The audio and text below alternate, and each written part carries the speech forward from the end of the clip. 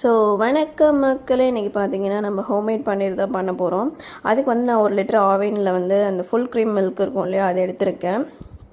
So அதை நல்லா காய்ச்சிட்டு கொதிக்கிற ஸ்டேஜில் பார்த்தீங்கன்னா ஒரு லெமன் எடுத்து ஸ்வீஸ் பண்ணி கொஞ்சம் கொஞ்சமாக ஆட் பண்ணி கிண்டிகிட்டே வந்தீங்கன்னா வாட்டர் தனியாக இந்த பன்னீர் தனியாக செப்பரேட் ஆகி வந்துடும். ஸோ இது வந்ததுக்கப்புறம் நீங்கள் ஒரு காட்டன் கிளாத் வச்சு இது ஃபில்ட்ரு பண்ணி எடுத்துக்கலாம். சப்போஸ் உங்கள்கிட்ட பன்னீர் மேக்கர் இருந்துச்சுன்னா நீங்கள் அதில் கூட ஊற்றி செப்பரேட் பண்ணி எடுத்துக்கலாம்.